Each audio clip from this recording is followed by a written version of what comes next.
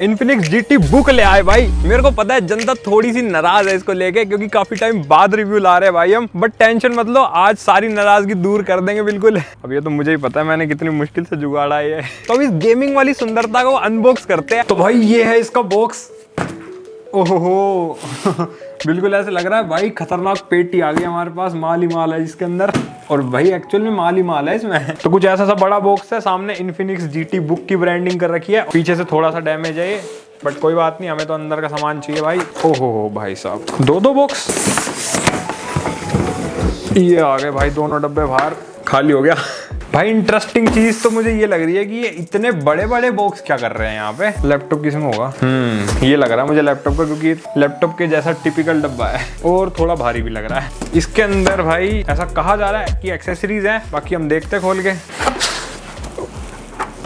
तो भाई इसके अंदर हमें एक मिलता है, ओ भाई फुल बड़े वाला माउस पैड, भाई साहब गजब है इसकी क्वालिटी यार। एक मिलता है हमें गेमिंग माउस और एक हमारा हेडफोन, जो कि बहुत ही तगड़ी क्वालिटी का लग रहा है भाई देखने से ही एकदम। एंड दोनों ब्रेडेड केबल के साथ आते हैं भाई, फुल प्रीमियम हिसाब किताब। बाकी इसके अलावा खाली है, ये 3 चीजें ही मिलती है। ज्यादा लालच भी नहीं करनी चाहिए भाई, पर भाई कुछ भी कहो, जो सामान इन्होंने दिया ना एकदम तगड़े प्रीमियम क्वालिटी का दिया भाई। ऐसा नहीं है कि फ्री में दे रहे हैं तो हल्का सामान दे दिया ना भाई, एकदम मस्त वाला। अब आता है अपना भाई स्टार ऑफ द वीडियो, आ गया बाहर। कब तक छुपा रहेगा, एक ना एक दिन तो आना ही है बाहर इसको। तो कुछ किताबें मिलती हैं हमें, मन करे तो पढ़ सकते हो, वरना हमें देख सकते हो, एक ही बात है। और इस बॉक्स में मिलता है भाई हमें एक पावर कोड एंड एक भाई काफी बड़ा और काफी मोटा मोटा पावर ब्रिक। एंड आउटपुट यहाँ देख सकते हो, इसको अगर मल्टीप्लाई करोगे ना 19.5 इंटू 10.8 इक्वल्स टू 210, तो 210 वोट्स का आउटपुट है इसका। देन आता है भाई अपना लैपटॉप, और प्रोटेक्शन अच्छी खासी दे रखी है। ये आ गया भाई बाहर, क्या ही तगड़ा गेमिंग लुक है यार इसका भाई, देख के एकदम प्रीमियम और एकदम खतरनाक सा नहीं लग रहा। अपर लिड देख सकते हो बिल्कुल एकदम मेटल में आती है और काफी तगड़ा गेमिंग लुक है भाई, एकदम ऐसे पैटर्न्स बने हुए हैं। और जो बीच का ये सर्कुलर सा पार्ट है ना, ये भी बिल्कुल एकदम रेनबो शाइन देता है, अलग अलग कलर्स में ऐसे चेंज होता रहता है। मतलब ऐसी कोई RGB नहीं है, बट लाइट के हिसाब से खुद से चेंज होता है ये। इन्फिनिक्स इसको मेका डिजाइन कहता है एंड डेफिनेटली भाई एकदम ऐसे गेमिंग लुक आती है खतरनाक वाली, इसको देख के मजा आ जाता है। मेरे को तो मतलब बहुत सही लगी इसकी लुक। बाकी इसकी नीचे की लुक्स देखो भाई, ऐसे ऑरेंज कलर की मैश लगी हुई है और काफी ज्यादा खुला खुला सा सामान दे रखा है। एंड नीचे भी बिल्कुल एकदम मेटल बॉडी आती है इसकी, तो काफी ज्यादा तगड़ा गेमिंग लुक है इसका, हर जगह से देख करके मजा आ जाता है एकदम। डिजाइन में मेरे को कोई कमी नहीं लगी इसके। और इसके एग्जॉस्ट वेंट्स देखो, ये पूरी लाइन भाई एग्जॉस्ट वेंट्स की दे रखी है इसकी, सारे खुले खुले एकदम, मतलब थर्मल्स लग तो रहे हैं कि बढ़िया होंगे, बाकी एकदम आगे चेक करेंगे। बाकी रबर ग्रिप्स वगैरह भी देख सकते हो, काफी ज्यादा मोटी मोटी उठी उठी है, तो एलिवेशन की भी दिक्कत नहीं आएगी इसमें। बाकी इसका पतलापन देखो भाई, एकदम थिन फॉर्म फैक्टर में है, देख करके लगता नहीं है कि ये गेमिंग लैपटॉप हो सकता है। इतना पतला कैसे भाई? वैसे 18.9 mm की थिकनेस है इसकी, जो कि गेमिंग लैपटॉप के हिसाब से काफी कम है। और मैंने 16 इंच में इतना पतला गेमिंग लैपटॉप कभी नहीं देखा। बाकी लेफ्ट और राइट साइड पर इसके पोर्ट्स वगैरह दे रखे हैं हमको, और अच्छे खासे पोर्ट्स मिलते हैं, वो हम आगे बताएंगे। और उठाने में भी देख सकते हो ऐसा कुछ भारी नहीं है ये। वेट है इसका कुछ 2.1 ग्राम के आसपास, जो कि एक गेमिंग लैपटॉप के हिसाब से काफी पतला है। बाकी डिस्प्ले इसकी भाई मैक्सिमम इतनी ओपन होती है, इससे ज्यादा नहीं मुड़ती है ये, तो आई गेस 160-170 डिग्री के आसपास का एंगल है। बाकी एक हाथ से इसकी अपर लिड आराम से ओपन हो जाती है भाई। वेट डिस्ट्रीब्यूशन भी बढ़िया दिया हुआ है एंड हिंज भी इसका काफी ज्यादा स्टेबल है, बिल्कुल मेरे को कोई दिक्कत फेस नहीं हुई हिंज के रिगार्डिंग इसके अंदर। एंड मैक्सिमम इतनी जाती है अपनी डिस्प्ले। बाकी वोबलिंग भी देख सकते हो बहुत ही कम है, एकदम ना के बराबर। बाकी फ्लेक्स की बात करें तो अपर लिड में बहुत ही मिनिमम फ्लेक्स हमें देखने को मिलता है, क्योंकि मेटल बिल्ड है भाई। अंदर वाला पार्ट हमारा वैसे पॉलीकार्बोनेट में आता है, लेकिन अंदर भी हमें इतना ज्यादा फ्लेक्स नहीं मिलता। तो ओवरऑल बिल्ड क्वालिटी में काफी अच्छा काम करा इन्फिनिक्स ने भाई, मतलब कहीं से भी तुम्हें कोई चीप या फिर कोई ऐसे हल्की मटेरियल वाली फीलिंग नहीं आएगी, बहुत ही सही यूज कर रखा है इन्होंने मटेरियल। एंड वेट की बात करें तो इसका वेट है 2.1 kg के अराउंड, और चार्जर एंड केबल को भी इंक्लूड कर दे तो 2.9 kg के आसपास इसका टोटल वेट हो जाता है भाई। तो डेफिनेटली ये थिन एंड लाइट कैटेगरी में आ जाता है, क्योंकि गेमिंग लैपटॉप जनरली 2.5 kg से शुरू होते हैं, और अगर चार्जर वार्जर इंक्लूड कर दो तो भाई 3 kg तक पहुंच जाते हैं। 3.5 तक भी देखे हैं मैंने, कुछ लैपटॉप तो 4 किलो के भी देखे हैं। उस हिसाब से भाई इसको पतला ही कहूंगा मैं। बाकी फिर डिस्प्ले भी तो 16 इंच की है, तो उसका भी तो वेट होगा यार। और अंदर का डिजाइन भी काफी प्रीमियम और बढ़िया बढ़िया लगता है, बिल्कुल ग्रेइश फिनिश है। एंड कीबोर्ड की कीज अपनी ब्लैक कलर की है तो कॉन्ट्रास्ट अच्छा बन जाता है। बाकी लेफ्ट साइड पे हमें कुछ स्टिकर्स दे रखे हैं। सेंटर में हमारा ट्रैक पैड है, ट्रैक पैड का साइज भी ठीक लगा मेरे को, बहुत ज्यादा बड़ा नहीं है और बहुत ज्यादा छोटा नहीं है, मीडियम साइज कह सकते हो। एंड इस पर भी चारों तरफ ऐसे लाइन सी बनी हुई है, थोड़ा ऐसे गेमिंग वाली फील देने के लिए। बाकी क्वालिटी अच्छी ट्रैक पैड की, जेस्चर्स वगैरह सब सपोर्टेड है एंड यूज करने में भी बढ़िया फीलिंग आती है। बट है ये प्लास्टिक वाला ही टच पैड, मतलब ग्लास वाला नहीं है, और जनरली प्लास्टिक ही आता है हर लैपटॉप में। सिर्फ Asus कुछ लैपटॉप्स में बढ़िया ट्रैक पैड देने लग गया अब आजकल, ओवरऑल चलाने में बढ़िया लगेगा। बाकी कीबोर्ड इसके अंदर हमें भाई 4 जोन RGB कीबोर्ड मिलता है, तो RGB के नशे इसमें आगे तो दे ही रखे हैं। और एक तगड़ी चीज दिखाता हूँ, कीबोर्ड में तो RGB मिलती है, वो तो तुमने हर जगह देखी होगी ज्यादातर गेमिंग लैपटॉप्स में, बट इसके भैया पीछे भी हमें RGB देखने को मिलती है और इसको लिटरली तुम कस्टमाइज भी कर सकते हो। कंट्रोल सेंटर का इसमें सॉफ्टवेयर आता है, इसके अंदर जाके तुम इसकी RGB को कैसे भी एडजस्ट कर सकते हो। यहाँ पर इसे कस्टम पे क्लिक करेंगे, अब यहाँ से इसका भाई कलर वलर सेट करना हो कर लो, ऑलवेज ऑन पे रखना है या ब्रीथ मोड पे लगाना है या म्यूजिक के हिसाब से इसे सिंक करना है तो वो भी ये सपोर्ट करता है। एंड गेम मोड में लगा लोगे तो भाई फिर ये गेमिंग के हिसाब से अपना इफेक्ट देगा जब तुम गेम खेलोगे। तो ये देख सकते हो भाई गाने के हिसाब से कैसे सिंक हो रही है ये बढ़िया वाली, और जैसे ही गाना बंद करेंगे बंद हो गई। सिमिलरली कीबोर्ड की RGB भी हम यहीं से एडजस्ट कर सकते हैं, बहुत अलग अलग तरह के हमें मोड्स मिलते हैं। हर जोन को पर्टिकुलरली भी अगर तुम्हें किसी कलर पे सेट करना है तो वो भी यहाँ से हो जाएगा। एंड कोई इफेक्ट लगाना है तो यहाँ पर ऑलवेज ऑन रखना है या ब्रीथ, वेव, क्लॉक, रेनबो, बहुत सारे इफेक्ट्स मिलते हैं, उन पे रखना है तो वो भी रख सकते हो। बाकी सिस्टम मोड के अंदर सारे स्टैट्स दिखा देता है और ये अलग अलग मोड्स पे हम इसे रख सकते हैं। ऑफिस मोड बिल्कुल लो वाला मोड है, बाकी गेमिंग मोड में फुल परफॉर्मेंस आती है। और सिस्टम सेटिंग्स में जाओगे तो यहाँ पर हमें फैन स्पीड फुल करने का ऑप्शन मिलता है, USB चार्जिंग को ऑन ऑफ करना है वो भी कर सकते हैं। यहाँ पर हमारा मक स्विच भी मिलता है, iGPU, DGPU या फिर ऑटोमेटिक पे करना हो तो ग्राफिक कार्ड को शिफ्ट करने के लिए मक स्विच अपना। कीबोर्ड की ब्राइटनेस हम कीबोर्ड से एडजस्ट नहीं कर सकते, उसके लिए सॉफ्टवेयर के अंदर ही करना पड़ेगा। बाकी कीबोर्ड के थ्रू ऑन ऑफ जरूर कर सकते हैं हम कीबोर्ड की बैकलाइट को। एंड FN कीज पर भी बहुत सारे शॉर्टकट्स मिलते हैं हमको, इवन फैन स्पीड को भी कंट्रोल करने के हमें शॉर्टकट मिलते हैं। और पीछे वाली लाइट को भी बंद चालू करना है तो उसके लिए भी शॉर्टकट दे रखा है स्पेस बार पे। बाकी कीबोर्ड का टाइपिंग एक्सपीरियंस काफी अच्छा है, मतलब यूज करने में मजा आएगा। एंड हल्की हल्की साइड से ट्रांसपेरेंट है तो इनके अंदर से RGB लुक भी बढ़िया आती है। ओवरऑल कीबोर्ड की क्वालिटी बढ़िया लगी मेरे को। अगर प्रोग्रामिंग करते हो या कोई भी टाइपिंग वाले काम करने हैं तो उसमें दिक्कत नहीं आएगी। एंड अगर मान लो तुमने iGPU पर रखा हुआ है इसके मक स्विच के अंदर जाके तो डिस्प्ले आउटपुट फिर ये नहीं देगा, क्योंकि वो डेडिकेटेड ग्राफिक कार्ड के थ्रू ही सपोर्टेड है। डायनामिक और DGPU वाले मोड पर रख करके डिस्प्ले ले लेना भाई दिक्कत क्या है, इसीलिए iGPU वाले मोड पर तुम्हें थोड़ा बैटरी बैकअप भी एक्स्ट्रा मिल जाएगा, वो बैटरी वाले सेक्शन में बताऊंगा। तो अगर पोर्ट्स की बात करें तो लेफ्ट साइड पे एक अपना पावर इनपुट का पोर्ट, एक HDMI 2.1 का पोर्ट, एक अपना USB Type A 3.2 Gen 1 वाला पोर्ट और एक अपना USB-C 3.2 Gen 2 वाला पोर्ट। और डिस्प्ले आउटपुट HDMI और Type C दोनों के अंदर सपोर्टेड है और दोनों से 4K 60 तक आराम से हो जाता है डेडिकेटेड ग्राफिक कार्ड से, और 60 हर्ट्ज से ज्यादा भी सपोर्टेड है, कोई दिक्कत नहीं आएगी। एंड Type C वाला जो पोर्ट है वो भाई पावर डिलीवरी भी सपोर्ट करता है 100 वोट्स तक की, अगर तुम्हारे पास 100 वोट्स का अडेप्टर है,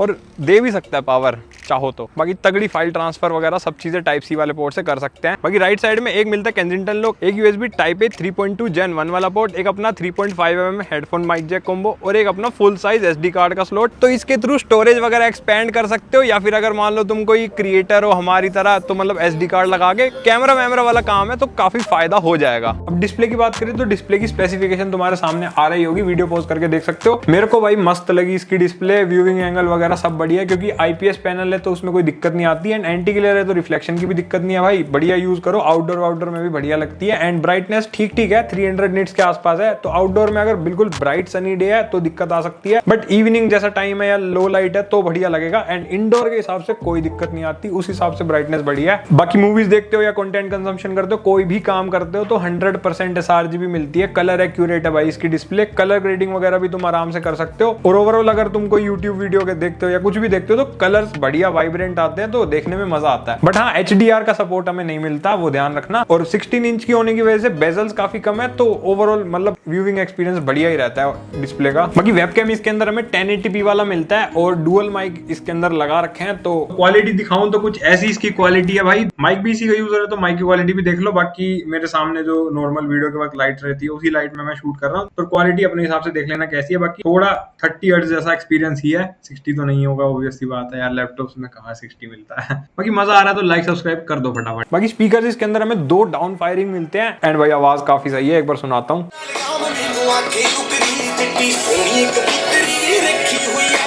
भाई स्पीकर्स बहुत ही सही लगे मेरे को इसके, अच्छे खासे लाउड है एंड हल्की हल्की बेस भी आती है, तो ओवरऑल मतलब बढ़िया लगे स्पीकर इसके मेरे को। जनरली लैपटॉप्स में इतने अच्छे स्पीकर हमें नहीं मिलते हैं, गेमिंग लैपटॉप में तो बहुत ही रेयरली मिलते हैं, बट इसके अंदर बैटरी काफी मेन फैक्टर है और इस लैपटॉप के अंदर भाई 70 वॉट आवर्स की बैटरी हमें मिलती है, जो कि काफी बड़ा नंबर है। तो इसके अगर बैकअप की बात करें भाई, अगर ब्राइटनेस कम करके कीबोर्ड बैकलाइट बंद करके iGPU पर रख करके तुम इसे यूज करोगे तो 3.5 से 4 घंटे का बैकअप आराम से देता है भाई। बाकी इसके टाइप सी पोर्ट में क्योंकि पावर डिलीवरी का सपोर्ट है, वो भी 100 वोट्स तक, तो तुम कोई 100 वोट वाला अडेप्टर लगा के इसे चार्ज कर सकते हो, ट्रैवलिंग में काम आ जाएगा। अगर बल्कि चार्जर लेके नहीं घूमना, और उससे मैक्सिमम परफॉर्मेंस नहीं मिलेगी यार, थोड़ा कम ही एक्सपेक्ट करना, गेमिंग वेमिंग तो बिल्कुल नहीं हो पाएगी उससे। तो स्पेसिफिकेशन अपने सामने देख सकते हो भाई इस लैपटॉप में जो मेरे पास है, इसकी क्या स्पेसिफिकेशंस है। वीडियो को पॉज करो, तसल्ली से देखो। इसके 3 और वेरिएंट्स भी आते हैं, मुझे पता है कमेंट सेक्शन में बजट वाले 3050 की काफी डिमांड आ रही थी और उसका रिव्यू मैं पूरी कोशिश करूंगा लाने की, बट सही बताऊं तो सिर्फ CPU GPU को फर्क है, अदरवाइज पूरा लैपटॉप बिल्कुल एज इट इज है, तो उसमें तुम्हें कोई फर्क नहीं मिलेगा। ये सबसे हायर वेरिएंट है इसका, इससे ऊपर कोई मॉडल नहीं आता GT Book का, तो इसलिए इस वाली वीडियो से भी तुम्हें सारी चीजें क्लियर हो ही जाएंगी कि GT Book सीरीज एक्चुअल में कैसी है। और रैम इसकी ऐसी है कि सोल्डर्ड है, अपग्रेड तुम नहीं कर सकते, LPDDR वाली रैम है, बट क्योंकि आउट ऑफ द बॉक्स तुम्हें 32 GB की रैम मिल रही है, तो आई गेस अपग्रेड की जरूरत भी नहीं है भाई, 4-5 साल तक तो बिल्कुल जरूरत नहीं पड़ेगी, चाहे कितने ही हाई एंड काम करो। बाकी SSD अगर अपग्रेड करनी है तो इसमें एक ही स्लॉट है, उसी को निकाल के तुम्हें हायर SSD लगानी पड़ेगी, बट क्योंकि इसमें 1 TB ऑलरेडी में मिलती है तो वो भी मुझे लगता जरूरत पड़ेगी। बाकी SD कार्ड के थ्रू एक्सपेंशन वगैरह कर सकते हो, और 2 TB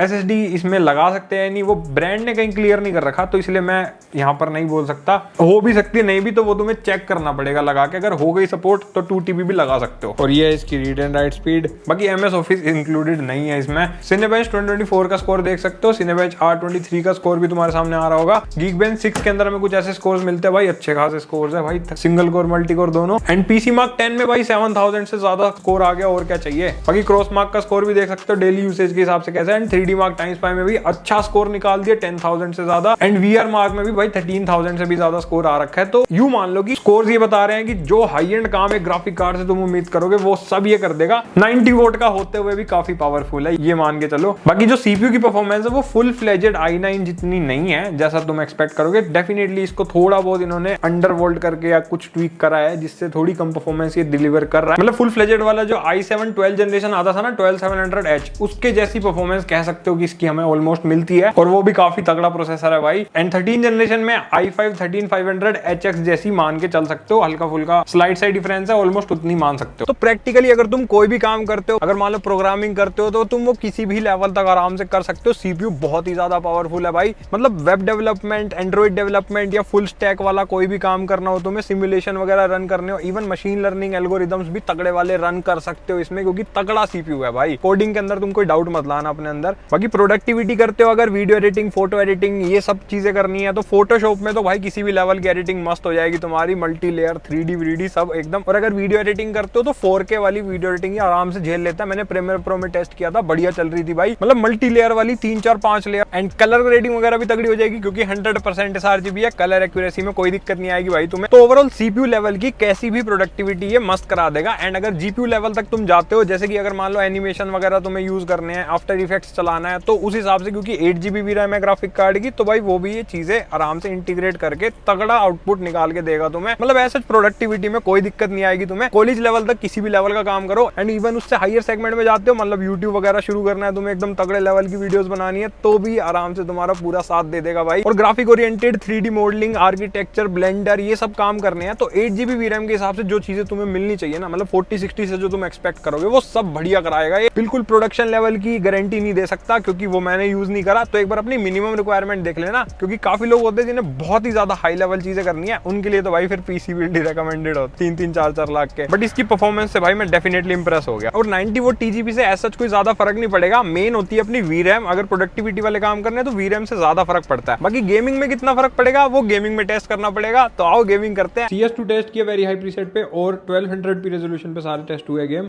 एंड FPS काफी अच्छे निकल के आए हैं हमारे पास। ग्राफिक कार्ड काफी सही परफॉर्म कर रहा था इसका, क्योंकि ग्राफिक इंटेंसिव बन चुका है ये गेम। बाकी टेम्परेचर वगैरह सारी चीज तुम्हारे सामने है। एंड 200+ भी हिट किया है भाई इसने, तो मतलब काफी तगड़ी परफॉर्मेंस निकाल दी इसने CS2 में। देन वेलोरेंट टेस्ट किया हमने बिल्कुल फुल हाई प्रीसेट पे, एंड यहाँ देख सकते हो हमारे पास FPS काफी सही निकल के आ रहे हैं, 300 से ऊपर जा रहे हैं बढ़िया तरीके से, और 250 से लेके 350 के बीच में फ्लक्चुएट कर रहे हैं बड़े आराम से। तो ई स्पोर्ट्स गेमिंग तगड़ी कर सकते हो। डेफिनेटली रैम का भी थोड़ा बहुत फायदा मिल ही रहा है हमको यहाँ पे। देन फार क्राई 6 टेस्ट किया हमने अल्ट्रा प्रीसेट पर, रेजोल्यूशन सभी गेम्स में 1200p था एंड यहाँ हमारे पास बढ़िया 100+ FPS आए स्टार्टिंग में, इसके बाद 90 से 100 के आसपास फ्लक्चुएट कर रहे थे, जो कि एक अच्छी परफॉर्मेंस है अल्ट्रा प्रीसेट के हिसाब से। एंड टेम्परेचर किसी भी गेम में 80 डिग्री से हाई नहीं गए, हमारे 80-85 के आसपास ही थे, इससे ज्यादा ऊपर नहीं गए, जो कि एक अच्छी चीज है। बाकी TGP ग्राफिक कार्ड की 70-75 वोट्स तक मैक्सिमम हिट हुई थी। देन हमने रेड डेड रिडेम्पशन 2 टेस्ट किया, बिल्कुल अल्ट्रा प्रीसेट रख दिया था और यहाँ पर देख सकते हो भाई फुल अपने पावर यूज हो गई ग्राफिक कार्ड की, फुल 90 वोट तक TGP कंज्यूम हो रही है एंड परफॉर्मेंस उस हिसाब से हमें तगड़ी आ गई, क्योंकि 70-75 FPS अल्ट्रा प्रीसेट पर मिलना काफी अच्छी चीज होती है और ये हमें मिल पा रही है इस गेम के अंदर। तो मतलब ग्राफिक कार्ड में ऐसा नहीं है कि भाई कोई कमी मिलेगी, तुम्हें जो दिया है ना वो पूरा दिया है। देन हमने GTA 5 टेस्ट किया, वेरी हाई प्रीसेट था एकदम बढ़िया वाला और यहाँ पर FPS हमारे पास 120-130 तक आराम से आ रहे थे, जो कि एक ठीक परफॉर्मेंस कह सकते हैं हम 40-60 के हिसाब से हमें जो मिलनी चाहिए। वैसे थोड़ी ज्यादा एक्सपेक्ट कर रहा था मैं, बट ठीक है कोई बात नहीं, टेम्परेचर वगैरह भी देख ही सकते हो तुम्हारे सामने सारे। Then God of War test किया हमने यहाँ पर साइड बाय साइड DLSS के साथ भी, देख सकते हो क्या हमें मिल रहा है, मजा आ रहा है या नहीं। अल्ट्रा प्रीसेट था वैसे सेटिंग्स की बात करें तो ठीक है, FPS तो बढ़िया आ रहे हैं एंड DLSS के साथ 5-7 FPS बूस्ट हो रहे थे इस वाले गेम में, ज्यादा हाई नहीं गए। बाकी आगे वाले गेम्स में देखते हैं कि हमें कैसा परफॉर्मेंस मिलता है DLSS का। देन हमने हॉगवर्ट्स लेगेसी टेस्ट किया, साइड बाय साइड DLSS के साथ, देख सकते हो हमारे पास कैसा डिफरेंस आ रहा है भाई। 100+ FPS अल्ट्रा प्रीसेट पर हमें मिल रहे थे दोनों ही टाइम और DLSS के बाद तो 120-130 तक बढ़िया पहुंच गए थे। तो इस वाले गेम में मतलब तगड़ी परफॉर्मेंस इस वाले ग्राफिक कार्ड से एक्सपेक्ट कर सकते हो। मतलब भाई ये हर गेम के हिसाब से अलग अलग परफॉर्मेंस देखने को मिल रही है हमें। देन हमने COD वॉरज़ोन टेस्ट किया फुल हाई परफॉर्मेंस टेस्ट करने के लिए एंड यहाँ DLSS के साथ साइड बाय साइड देख सकते हो। DLSS के बाद भाई अच्छा खासा बूस्ट हो गया एंड ये भी ध्यान रखना एक्सट्रीम प्रीसेट हमने खेला है भाई, एक्सट्रीम बहुत तगड़ा प्रीसेट होता है और उस केस में 80-90 FPS और भाई 100+ जाना परफॉर्मेंस मान सकते हो कि ई स्पोर्ट्स लेवल की तगड़ी मिलती है भाई इस लैपटॉप में, मतलब मजा आ गया देख के।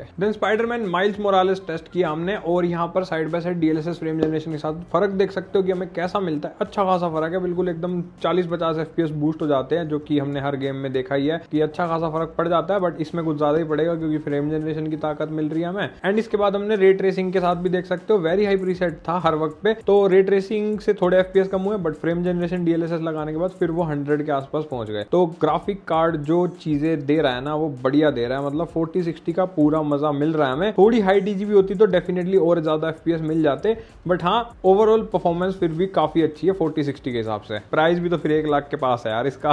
देन हमने साइबरपंक टेस्ट किया और इसके अंदर देख सकते हो कि कैसी परफॉर्मेंस आ रही है, बिल्कुल अल्ट्रा प्रीसेट रखा था हमने। DLSS फ्रेम जनरेशन के बाद अच्छा खासा बूस्ट हमें मिल जाता है भाई और यहाँ रे ट्रेसिंग ऑन करने के बाद भी देख सकते हो कि फ्रेम जनरेशन लगाने पर 50-60 FPS हमारे पास आ गए, जो कि परफॉर्मेंस मतलब शो कर रहा है कि लैपटॉप बढ़िया निकाल के देता है। बाकी स्टैट्स तुम्हारे सामने है, GPU की TGP भी 85-90 तक हमारी चली गई इस वाले गेम में, तो भाई ग्राफिक कार्ड काम बढ़िया कर रहा है, मतलब अपनी तरफ से पूरा पोटेंशियल देता है। तो अगर तुम में से कोई भी एक नया लैपटॉप खरीदने की सोच रहा है या फिर खरीद चुका है भाई, तो मैंने अभी रिसेंटली एक डूज एंड डोंट्स की वीडियो बनाई थी जिसमें मैंने सारी चीजें क्लियर करी थी, तो क्या क्या चीजें भाई करनी है और क्या नहीं करनी, तो उस वीडियो को भी चेकआउट कर सकते हो, काफी काम आएगी भाई, इसलिए कह रहा हूँ सब्सक्राइब कर लो, बढ़िया बढ़िया कंटेंट ऑन द वे है। अब अगर मुद्दे की बात करें, सबसे बड़ा डाउट लोगों को ये आ रहा है कि इन्फिनिक्स का लैपटॉप है, बिल्कुल एकदम मेन स्ट्रीम लैपटॉप ब्रांड नहीं है, तो क्या हमें भरोसा करना चाहिए? मतलब लोगों को ना ट्रस्ट इश्यूज काफी आ रहे हैं इस लैपटॉप के रिगार्डिंग, क्योंकि भाई सबका ब्रांड पर्सपेक्टिव तो होता ही है। तो भाई मैं ब्रांड के हिसाब से जज नहीं कर सकता, क्योंकि हम जनरली प्रोडक्ट के हिसाब से ही जज करते हैं। अगर वो कोई बढ़िया ब्रांड है, काफी रिनोन्ड, और उसका प्रोडक्ट बेकार है, तो भाई फिर प्रोडक्ट के हिसाब से ही जज करना बेटर रहता है। एंड इस प्रोडक्ट के हिसाब से अगर बताऊं तो प्रोडक्ट में कोई कमी नहीं लगी मेरे को भाई। मैंने अभी तक इसमें जितना यूज करा है, जैसे जैसे काम करे हैं, ये 1 नंबर परफॉर्मेंस निकाल के दी है इसने। कहीं भी मतलब मेरे को ऐसा कोई कॉस्ट कटिंग फील नहीं हुई, और जहां जहां पर कंपनी ने कर रखी है वो मैं तुम्हें वीडियो में बता भी चुका हूं कि GPU कम वोट का है, CPU भी थोड़ा कम वोल्टेज का लगा रखा है ताकि थर्मल्स भी मैनेज हो सके। हर चीज एकदम सोच समझ के कंपनी ने यूज करी है, तो मतलब हम इसे कॉस्ट कटिंग कह नहीं सकते, ये चीजें भाई जरूरी है करना। बाकी बिल्ड क्वालिटी और बाकी सारी चीजें मैं बता चुका हूं कि प्रोडक्ट के हिसाब से इसमें कोई कमी नहीं है। अब बात करें कि इन्फिनिक्स का प्रोडक्ट है तो क्या हमें इस पे ट्रस्ट करना चाहिए? नहीं भाई, वो तुम्हारा अपना ओपिनियन है, क्योंकि कई जगह पर इनकी सर्विसेज बहुत ही अच्छी हैं, लोगों के अच्छे रिव्यूज हैं और कुछ लोगों के बेकार भी रिव्यूज हैं। तो अपने एरिया में देख लेना कि भाई आफ्टर सेल सर्विस कैसी है इन्फिनिक्स की, लोगों के रिव्यूज पढ़ लेना, फिर अपना डिसीजन बनाना कि भाई तुम्हें इन्फिनिक्स का लैपटॉप लेना चाहिए या नहीं। बाकी इनकी थिन एंड लाइट सीरीज में बहुत लोगों ने लैपटॉप खरीदे एंड काफी पॉपुलर भी है, काफी लोग खरीदते हैं। गेमिंग लैपटॉप इनका पहला है एंड इन्होंने काफी सही काम करा इसमें डेफिनेटली। बाकी जरूरी नहीं है कि तुम्हें इसी की तरफ जाना है। 1 लाख के अंडर काफी सारे